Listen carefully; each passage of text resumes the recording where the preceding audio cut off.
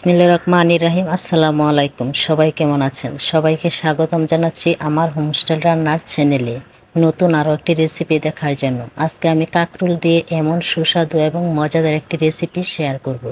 কাঁকরোলের এই রেসিপিটা এত মজার যে ছোট থেকে বড় সবাই অনেক পছন্দ করে খাবে এবং ঝটপট বিকালের নাস্তা হিসেবেও আপনারা বানিয়ে নিতে পারবেন।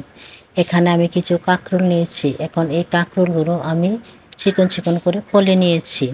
এখন এখানে দিয়ে দিব পেঁয়াজ কুচি এবং কাঁচামরিচ কুচি। আপনারা যদি বাচ্চারা খায় তাহলে কাঁচামরিচ কুচিটা স্কিপ করতে পারেন। দিয়ে দিয়েছি একটা ডিম, স্বাদ মতো লবণ, হাফ চা চামচ হলুদের গুঁড়া, হাফ চা চামচ মরিচের গুঁড়া এবং হাফ চা চামচ ধনিয়ার গুঁড়া, আর সাথে দিয়ে দিচ্ছি অল্প ভাজা জিরার গুঁড়া। এখন দিয়ে দিব এখানে চালের গুঁড়ি। চালের গুঁড়িটা আপনারা পরিমাণ মতো দিবেন।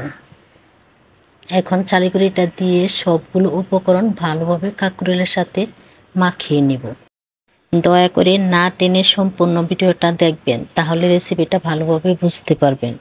আশা করছি কাঁকরোলের এই রেসিপিটা আপনাদের কাছে খুবই ভালো লাগবে। ভালো লাগলে ভিডিওতে লাইক দিয়ে চ্যানেলটা সাবস্ক্রাইব করে আমার চ্যানেলের সাথে থাকবেন।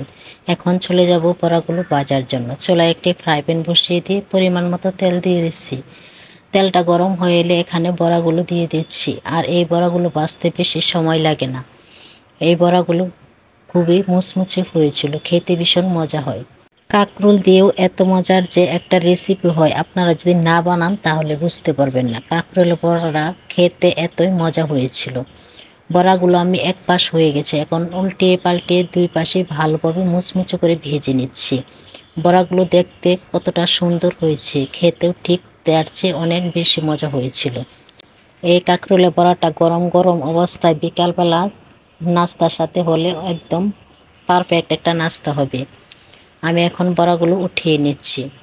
দেখেন বড়াগুলো দেখতে কতটা সুন্দর হয়েছে। রেসিপিটা যদি আপনাদের কাছে ভালো লাগে তাহলে ভিডিওতে লাইক, কমেন্ট, শেয়ার করতে বলবেন। আর যারা ধরে আমার ভিডিওটা দেখছেন সবাইকে অসংখ্য ধন্যবাদ জানাচ্ছি।